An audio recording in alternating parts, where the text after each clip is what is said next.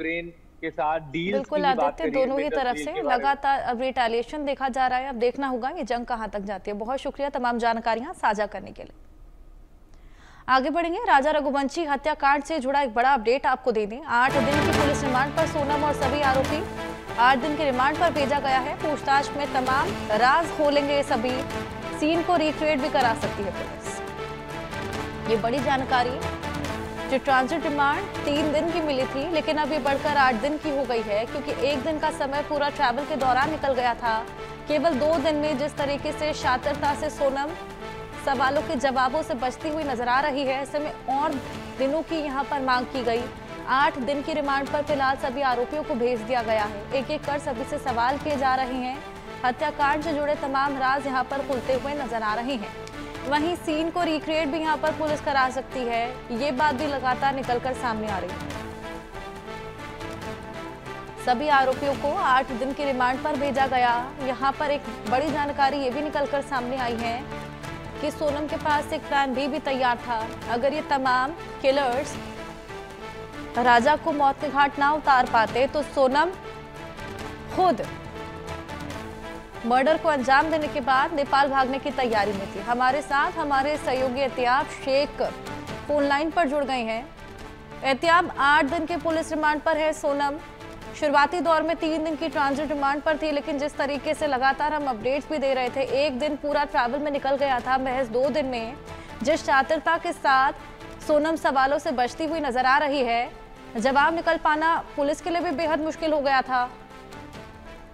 देखिए हर्षा, निश्चित ही ये कहा जा सकता है कि सोनम जिस तरीके से एक क्रिमिनल कंस्पिरेसी के तहत इस पूरे मर्डर को अंजाम दिया है, पुलिस को वक्त चाहिए कि उससे पूछताछ की जाए। पूछताछ के अलावा एसआईटी भी है, एसआईटी भी उससे पूछताछ करेगी, पुलिस उससे पूछताछ करेगी। साथ ही साथ सबसे बड़ी बात यह है कि जहां क्राइम हुआ था और जिस तरीके से इस क्राइम को अंजाम दिया गया था, तो वो क्राइम सीन पर ले जाकर एक रिक्रिएशन, क्राइम सीन का रिक्रिएशन किया जाएगा।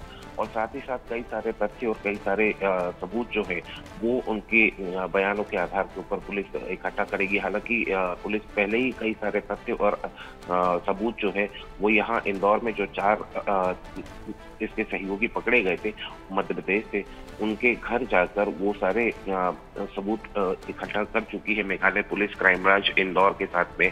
साथ ही साथ अब इस पूरे मामले के अंदर जिस तरीके से लगातार खुलासे हो रहे हैं कि एक क्रिमिनल कंस्पिरेसी के तहत, सुनियोजित षड्यंत्र के तहत इन लोगों ने इस हत्याकांड को अंजाम दिया, जिसमें मेन कंस्पिरेटर जो है वो सोनम रघुवंशी खुद है। साथ ही राज कुशवाहा, ये दोनों मेन कंस्पिरेटर हैं। बाकी के जो 3 आरोपी हैं, तीनों आरोपियों को उन्होंने ऑन कॉन्ट्रैक्ट यानी सुपारी देकर ये किलिंग को अंजाम देने के लिए इस्तेमाल किया था।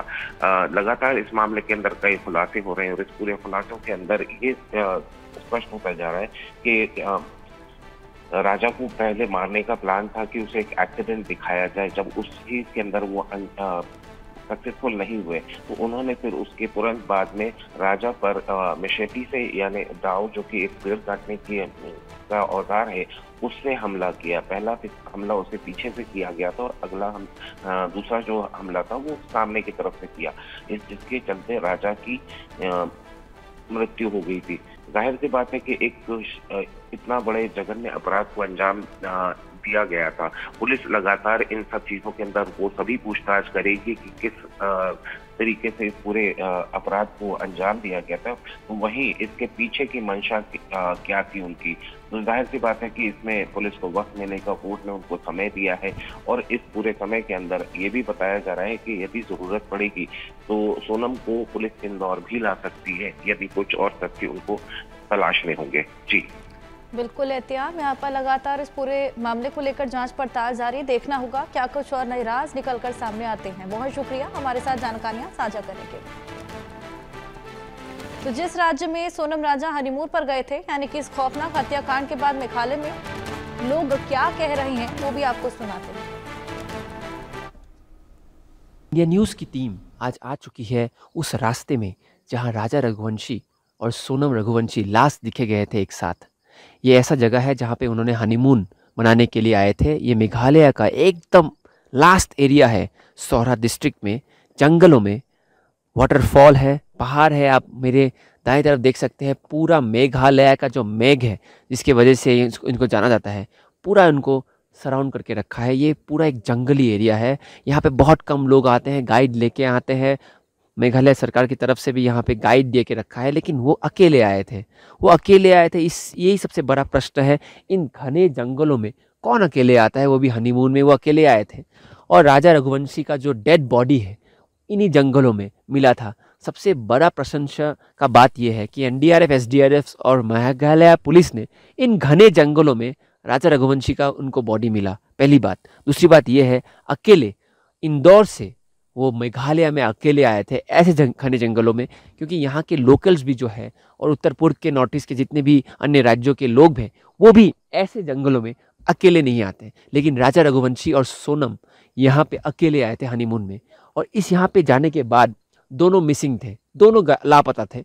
और राजा रघुवंशी का बॉडी इसी घने जंगल के अंदर उसका बॉडी मिला था, जो एनडीआरएफ और एसडीआरएफ और स्टेट पुलिस के प्रशासन ने बहुत मेहनत करके इनका बॉडी मिला था।